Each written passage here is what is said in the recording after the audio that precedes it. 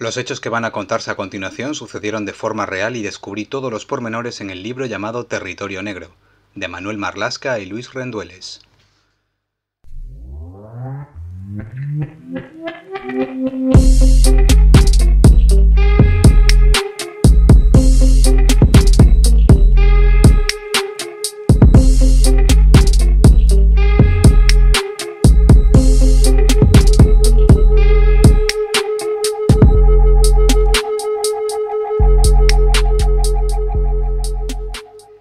Es curioso cómo a veces en el mundo del crimen, un objeto cercano o un simple detalle que es una prueba fehaciente puede resolver un caso.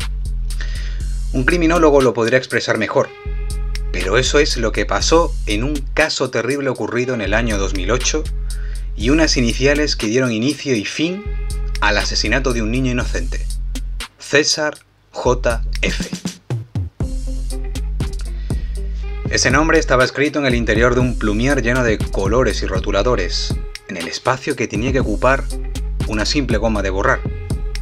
Noten la casualidad. El joven César nace el año 2000, el inicio de un nuevo siglo, de una nueva era. Ese año todo el mundo estaba asustado y en parte pendiente de los enormes avances que vendrían a partir de este nuevo periodo. Algunos, como un servidor, notó un avance en el tiempo. Parecía que todo pasaba ahora más rápido. Las máquinas electrónicas comenzaban poco a poco a invadir nuestras vidas, pero todavía quedaba lejos tanto Internet como las redes sociales de hoy en día. Aquellas máquinas solo servían para jugar, como las PlayStation o las Game Boy, o para llamar a alguien, caso de los primeros prototipos de teléfonos móviles, de última generación me refiero. Por entonces, el material escolar, los juguetes, las cartas, los tazos o los cómics servían para aprovechar el tiempo de un niño pequeño cuando descansaba de lo que parecían eternos horarios de colegio. Para algunos nunca fue suficiente, ya se lo aseguro. Y que otros repasaban constantemente y soñaban con tener la mínima moneda posible para ir al kiosco de la esquina de tu calle, unos establecimientos que poco a poco también están desapareciendo. Ese kiosco que siempre estuvo y que ahora en estos tiempos quizá ya no esté en tu calle o en tu barrio. Y comprar esos sobres de cartas, esa colección que tanto ansiabas, esa revista con el póster de tu cantante o actor o actriz preferida, esa chuchería que te daba el momento más placentero y dulce posible. Sí, sin saber cómo fue el pequeño César en vida, uno se imagina como niño que también ha sido y vivió esos tiempos, también siendo un infante que aún estaba en el colegio, aquellos tiempos que cambiaron una vez entró ese nuevo milenio.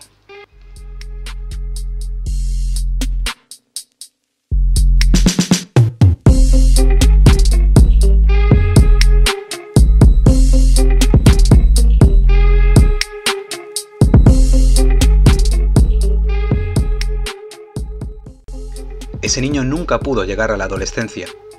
Nunca pudo disfrutar más de esos pequeños placeres materiales de la vida. No pudo seguir creciendo ni estudiando. Un crimen horroroso hacia él acabó con su vida. Y no vino de una persona externa a él, sino de su círculo familiar y cercano, su propia madre. Hemos cerrado un caso de libro que estará en las escuelas. Es un éxito, dijo en su momento el jefe de la policía de Baleares, Bartolomé Campaner, cuando descubrieron los restos del joven César al lado de una maleta que aún contenía aquellas cosas que al niño le hacían feliz y pasar el rato como unos cómics manga, unos enseres y su ropa. Una maleta iba a ser la prueba definitiva. Iba a ser el apellido final para este caso. En ese momento, todo lo que tenía aquel niño cabía en una maleta. Y su asesino no cuidó ni siquiera ese detalle. Dejarlo morir con su maleta cargada de sueños e ilusiones. Este caso seguramente despertará más de una emoción escondida en nuestro interior. ¿Se atreven a escucharlo?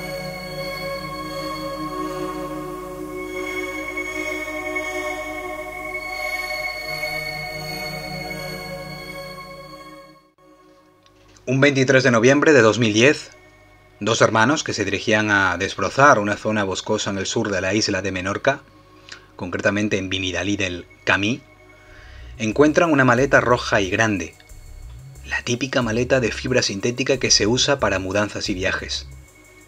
La curiosidad de aquellos hermanos no se hizo esperar y entre montones de ropa encontraron objetos como tebeos, cromos, un estuche escolar, un reloj digital con correa de plástico y 2 pequeños cubos de metacrilato con 2 insectos en su interior, una araña y un escorpión. Pero eso no fue lo único. Lo que más impactó a aquellos 2 hombres curiosos fue el encontrar en la misma maleta un cráneo con fragmentos de pelo todavía adheridos. Parecía el cráneo de un niño.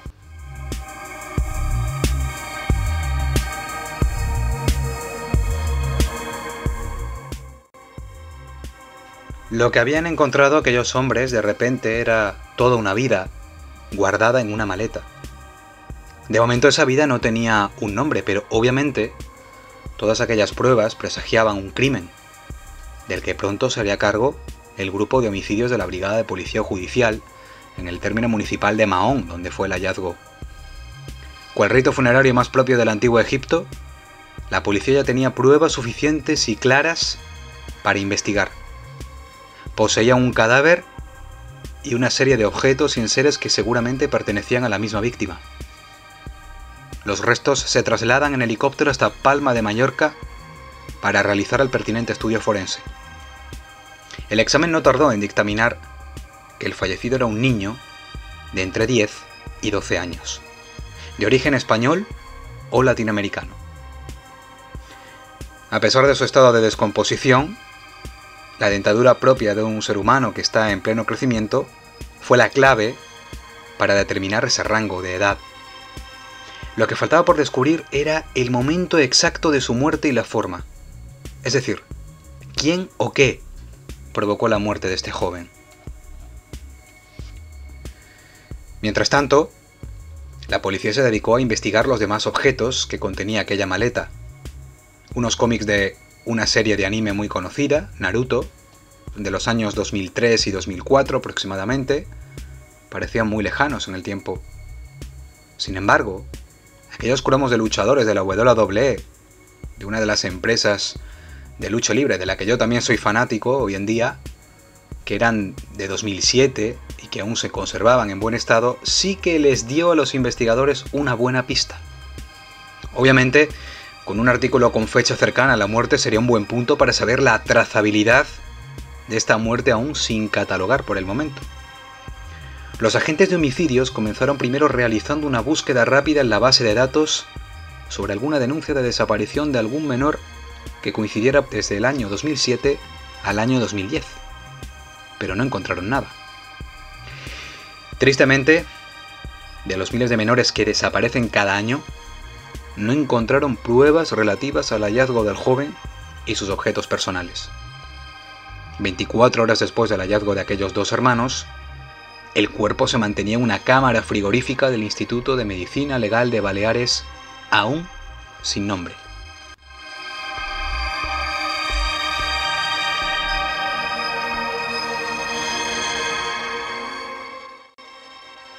Los agentes siguieron analizando los objetos personales del chico y descubrieron que aquel escorpión y araña que iban metidos en cubos de metacrilato separados era parte de una colección de kiosco.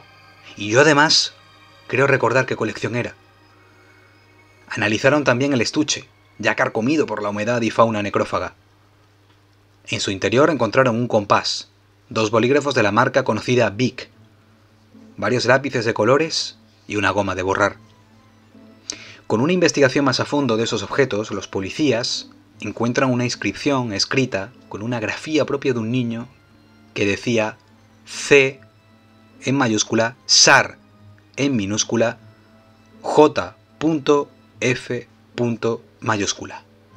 Es decir, se acaba de descubrir que el niño posiblemente se llamaría César y que las iniciales de sus apellidos eran J.F.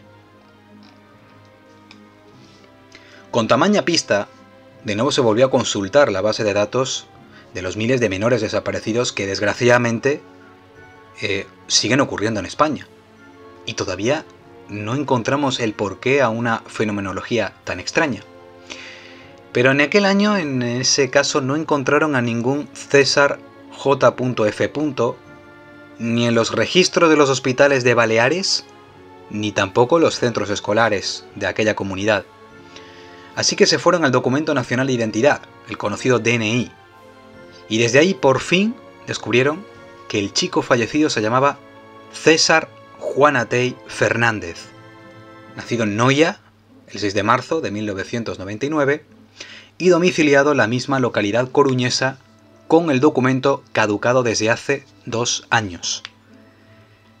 En la información de ese registro se descubre que su madre se llama Mónica Juan Atey Fernández y fue de quien había tomado sus 2 apellidos, por lo que quedaba en duda la figura paterna del pequeño. Su madre, en cambio, sí fue identificada y residía en Mahón, curiosamente a solo 7 kilómetros del lugar donde apareció el cuerpo de César. Solo habían pasado 48 horas del hallazgo y la investigación policial ya había estrechado el cerco sobre una principal sospechosa, que era su madre.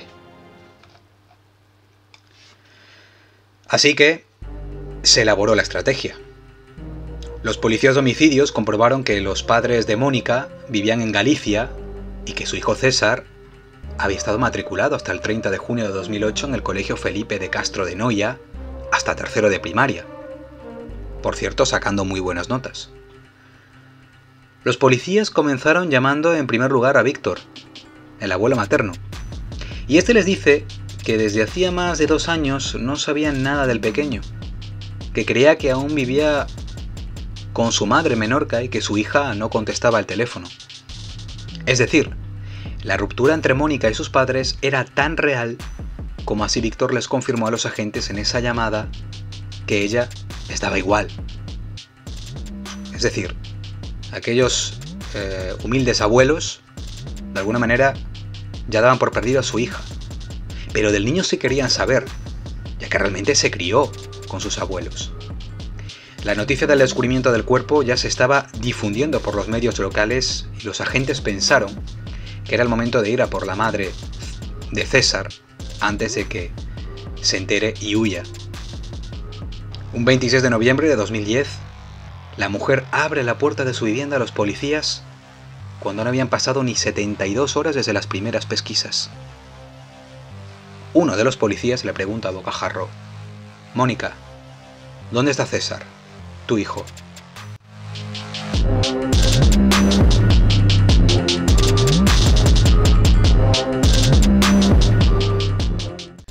Detrás de la mujer aparece la figura de un hombre, quien dice ser su novio cuando los policías le preguntaron. Mónica avanza levemente hacia uno de los policías que estaba al mando y en apenas un susurro le dice que César estaba viviendo con su padre en Galicia desde hacía 7 años. Esa versión no cuela y Mónica sale esposada de su domicilio. Su novio, que se llamaba también Víctor, también es conducido a comisaría para prestar declaración como testigo. Y de hecho, fue el que primero preguntaron. Este les cuenta que conoció a Mónica en un chat de internet a finales de 2007, cuyo nombre por entonces era Muki. Se cayeron bien y ella viajó a Menorca, donde vivía él, y comenzaron una relación donde ella ya se estableció allí un año después por tema laboral.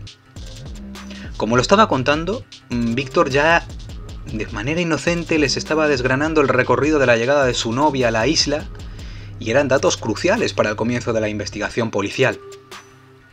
Cuando la mujer llegó a Menorca, primero trabajó como auxiliar de vigilante de seguridad en el aeropuerto. Después estuvo un tiempo en una panadería y al momento de ser detenida era limpiadora en un concesionario de coches. Víctor ni siquiera sabía en el momento del interrogatorio que Mónica tenía un hijo. Con la ficha del DNI de César delante, los agentes se lo demostraron y el testigo les dice que ella tenía un sobrino que se llamaba igual, que lo conoció en el verano de 2008 y que se lo presentó como su sobrino. Nunca, y quédense con este dato, nunca se lo presentaría como su hijo.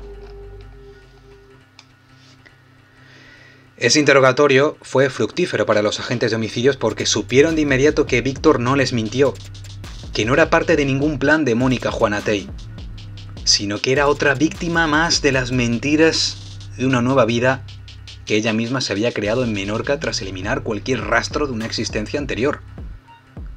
Según su novio, Mónica le había dicho que era huérfana. Sí que era nacida y criada en Galicia, en eso fue lo único que no le mintió. Pero con la muerte de sus padres ya nada le ataba a aquella comunidad. Es decir, mentira tras mentira. Ella ya había dado a sus padres como por muertos prácticamente. Al niño lo reciben en un mes de julio del año 2008, corroborándole al mismo Víctor, a su misma pareja, que era el hijo de su hermana, es decir, su sobrino. Lo recogen en el aeropuerto y el pequeño transportaba una maleta grande, esa maleta que sería la prueba irrefutable de este caso.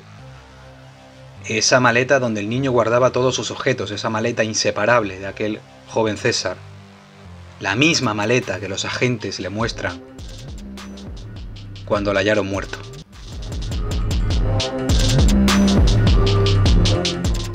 Este intrincado puzzle del principio se estaba resolviendo con piezas cruciales. Mónica aún seguía en el calabozo sin todavía haber sido interrogada. Apurando el límite legal de esas 72 horas por el que la policía puede retener a un detenido antes de ponerlo a disposición judicial, querían armar todo el edificio acusatorio contra la mujer gracias a las declaraciones de los testigos y las pruebas de su ordenador y teléfono móvil. La gran baza para los agentes era su pareja, Víctor, quien con el paso del tiempo se le notaba su inocencia y quien trataba en todo momento de demostrar que no sabía nada del homicidio del niño. Era la mejor baza policial. Les cuenta que César estuvo con ellos 10 días viviendo en su piso y que apenas podía verlo porque su horario de trabajo, que era de 8 a 8, apenas le daba tiempo de estar en casa. Sabía que Mónica y el pequeño pasaban la mayor parte del tiempo en la playa, que al joven César le gustaba leer cómics, dibujar, pero que cuando se mostraba cariñoso con Mónica llamándola mamá, ésta le decía que no soy mamá, soy la tita. Ante eso, Mónica le contó que el niño se había criado en su casa y que por eso estaban tan unidos. Pero un día que volvió a casa después de otra dura jornada de trabajo, el niño ya de repente no está en casa, y Mónica le dijo que había vuelto a Galicia. Es decir, Víctor, la pareja de Mónica, ya no volvería a ver a César, y que por eso pensaba que había muerto, porque la gran mentira de Mónica fue que el niño moriría al poco tiempo en un accidente en Galicia.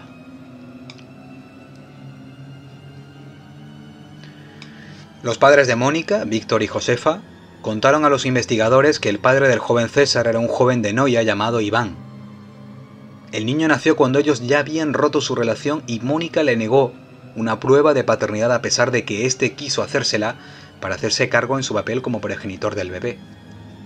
Al poco de nacer, Mónica ya estaba conviviendo con Alberto, un chico procedente de una localidad situada a solo 7 kilómetros de Noia llamado Lousame. Este sería el que tomaría el papel de padre de César por derecho, pero no por hecho. Convivieron juntos hasta finales del año 2007 en la localidad gallega de Noia.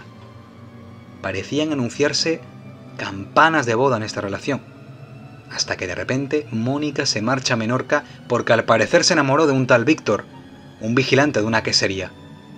Así que, cegada por ese amor, abandona su lugar de origen con su hijo, su pareja y sus padres casi sin reparos ni vuelta atrás.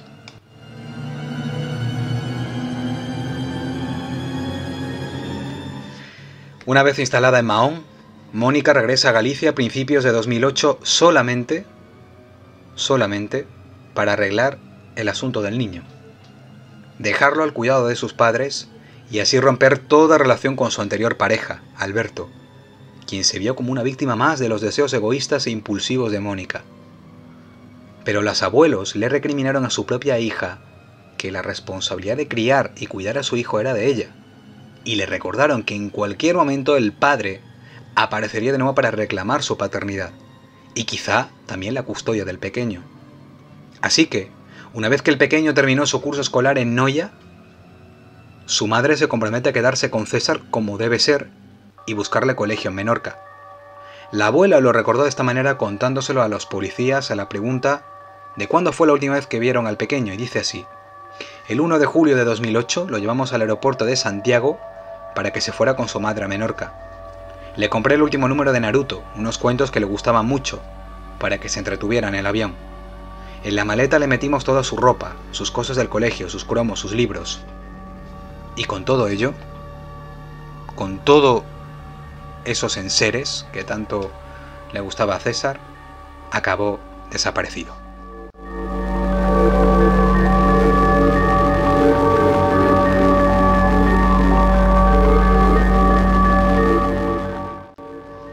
Después de aquella partida, los abuelos no volvieron a saber nada de César.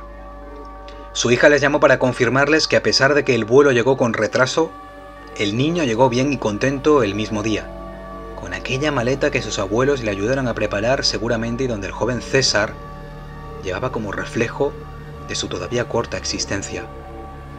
Desde entonces, los abuelos llamaron y llamaron numerosas veces a su hija para saber cómo estaba el niño, pero ella nunca contestaba las llamadas.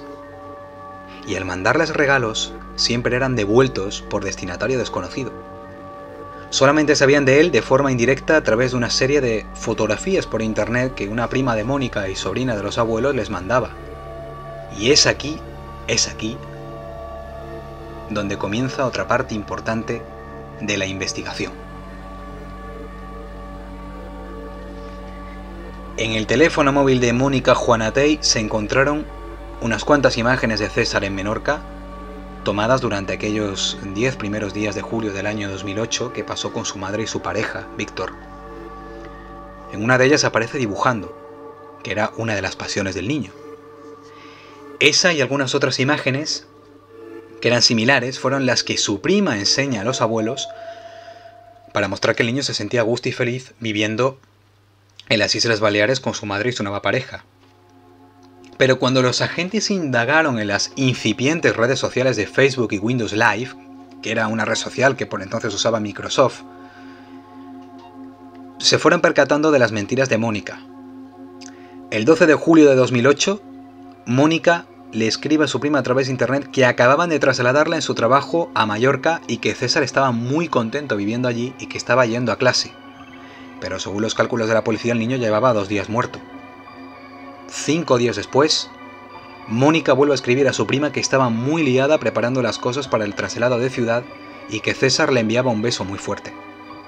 Y unos días después, ya un 30 de julio, manda un mensaje a unos amigos en Noia donde les dice que el niño estaba bien, que estaba yendo a clases de catalán en verano para que fuera preparado cuando comenzara el nuevo curso escolar. Un nuevo curso escolar que el pequeño César nunca podría cursar porque ya no estaba en este mundo. Como pueden comprobar, la frialdad con la que Mónica parecía transmitir esa falsa felicidad por sus redes sociales, de alguna manera, y mal dicho, parecía estar soltando lastre y rompiendo amarras de esa vida anterior. Y la verdad que quizás en este caso nunca supimos el porqué de eso, ¿no? Y para ello tenía que quitarse de encima de forma verdaderamente injusta a su hijo César. Porque Mónica le escribe un 12 de noviembre de 2008 a su prima que el niño había realizado la comunión y que la celebró con 5 amiguitos suyos de la escuela sin ir vestido de marinero, como así le contó a su primo unos días después. Y quizá para no tener más sospechas, se atrevió hasta a suplantar una imagen de su hijo en su red social de Facebook.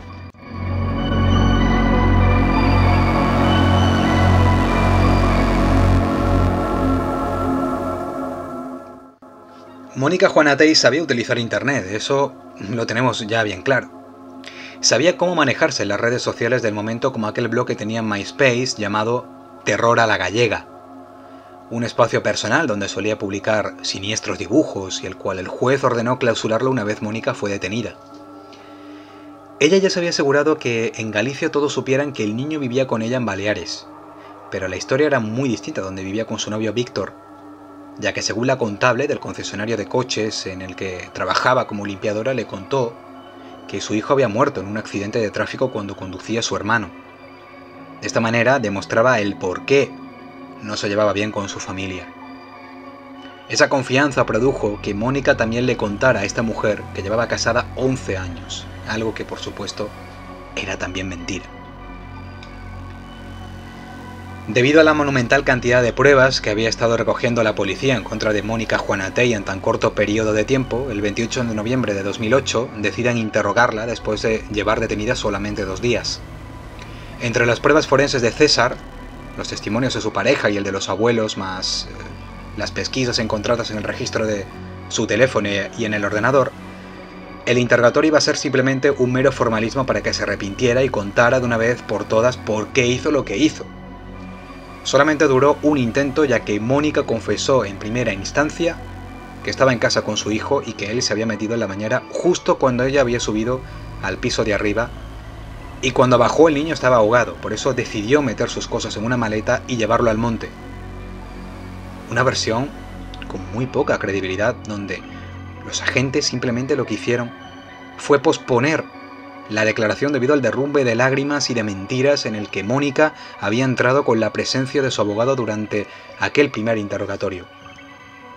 Unas horas después, Mónica comienza a contar una historia adornada con varios embustes que comienzan diciendo que justo cuando César tenía 1 año, su padre se marchó sin dar explicaciones y estuvo 4 años sin saber nada de él, que no le ayudaba económicamente, y por eso tuvo que vivir en la casa de sus padres con los que no se llevaba bien. Algo que los agentes ya sabían que no era cierto, ya que Mónica le negó en su momento una prueba de paternidad. Las mentiras continuaron cuando dijo que se fue de Galicia a Menorca para trabajar, obviando que la razón principal fue que conoció a Víctor por internet. También llegó a decir que sus padres enviaron al joven César a Menorca sin contar con ella, algo que los abuelos negaron. Ella lo achacó a la falta de ayuda económica porque aún estaba en búsqueda de trabajo. Confesó que había mentido también a su pareja, Víctor, porque no sabía cómo se iba a tomar el hecho de que fuese madre. Por eso se lo presentó como su sobrino. ¿Por qué lo mataste?, le preguntan los agentes. Y la respuesta de Mónica puede leerse en el libro Territorio Negro, del que he encontrado la mayoría de información veraz de este caso, y dice así, tal cual: no quería matarlo, quería mandar a César de vuelta a Galicia y no sabía cómo. Un día perdí la cabeza, estaba agobiada, estresada. Mi pareja no conocía la verdad, yo no tenía trabajo. Ahogué a César en la bañera y cuando ya no respiraba traté de reanimarlo. No respondía. Yo no me enteraba de nada. Tuve a mi hijo muerto en brazos, llorando. Estuve así 3 o 4 horas. Luego me di cuenta de lo que había hecho.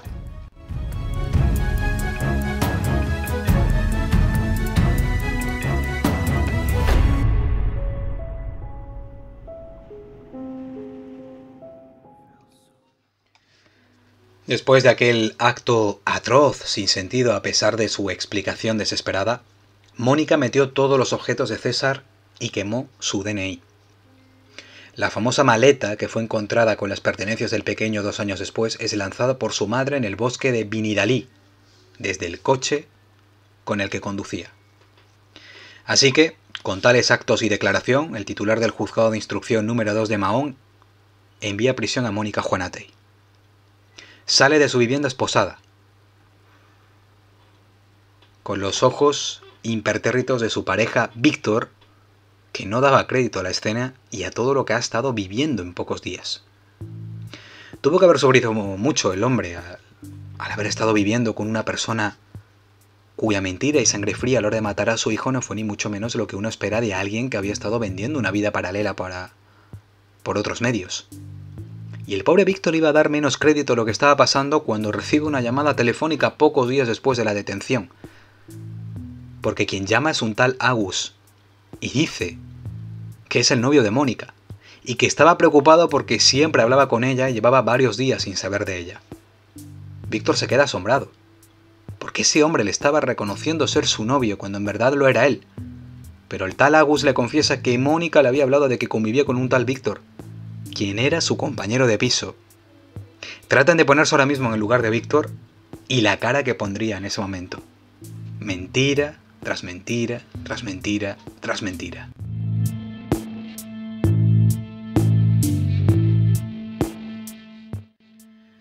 Con toda aquella trama de mentiras e irrealidades, Víctor decide, como es lógico, desvincularse por completo de Mónica Juanate y de todo lo que tuviera que ver con su vida inventada o real.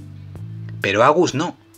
Y esto es curioso, ya que se habían conocido a través de internet y a este tal Agus no le importaba lo que había hecho Mónica. Increíble.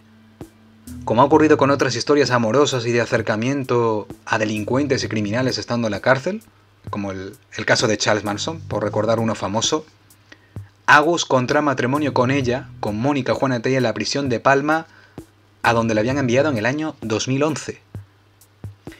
En octubre de 2012, un año después, se sienta en el banquillo de la audiencia provincial.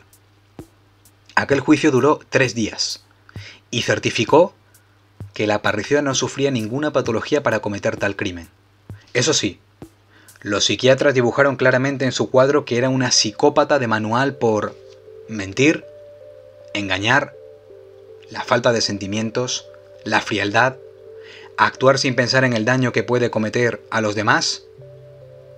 Le da igual, actúa como quiere, pero eso no le impide en absoluto tener capacidad para conocer lo que está bien y lo que está mal, controlar su conducta, sopesar y valorar las consecuencias de sus actos. Así termina el informe psiquiátrico. Mónica llega a la vista cabizbaja y hablando en susurros declara que su confesión a los policías la hizo por presión. Por eso volvió a su versión inicial como quien había perdido la memoria de lo que había confesado anteriormente entre sollozos desesperados a los agentes. Que César había muerto en la bañera después de prepararle un baño y bajar a la cocina a limpiar la vajilla. Que después de eso no recuerda más, que lo quería. Todo eso entre los sollozos que volvían de nuevo a su rostro. Pero al fiscal le pregunto directamente, ¿considera la posibilidad de que hubiera sido usted quien matase al niño? Y la respuesta de ella fue un contundente sí. El veredicto de culpabilidad tardó 10 horas en darse. El jurado fue casi unánime al considerar que Mónica mató a César con alevosía y que lo hizo en plenitud de sus facultades mentales. La pena de prisión sería de 20 años de cárcel, la máxima solicitada por el fiscal.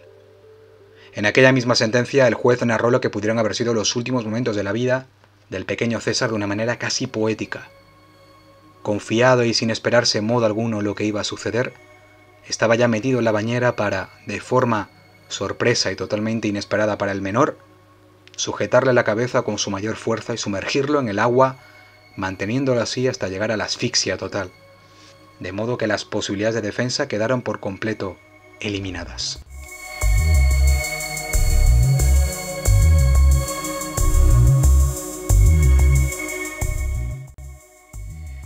Mónica Juanate aún está cumpliendo condena y en menos de 10 años saldrá en libertad, sin saber todavía si será consciente del daño que hizo a su hijo.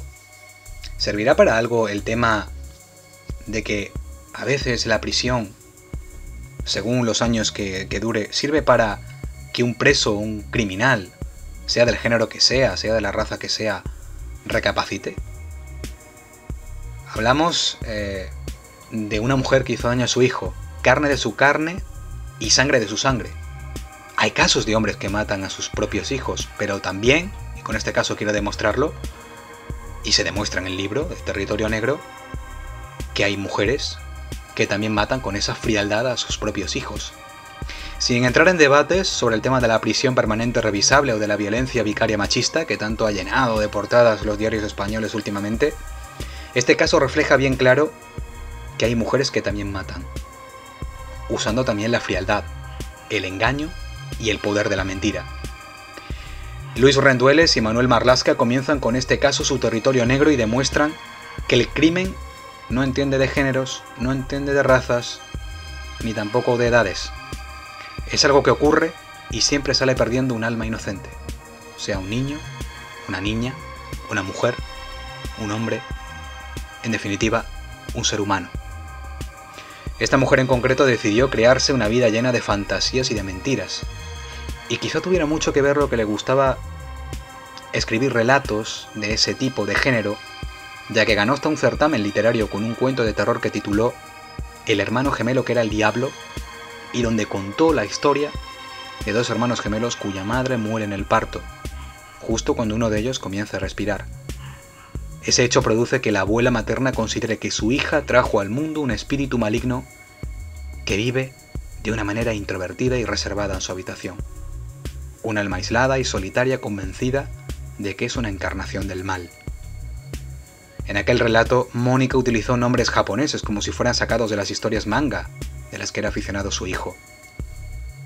Como han podido comprobar, la imaginación fue el gran calvario de esta mujer en la que quizá tuvo razón, y si basó ese relato en su historia misma, quizá ella fuera la personificación de algo maligno. Como siempre ha sido un placer haber estado contando un nuevo caso en este secreto de la caverna, y nos escucharemos en próximos audios. Muchas gracias como siempre por vuestro seguimiento y os saluda cordialmente Samuel Hernández. Hasta otra.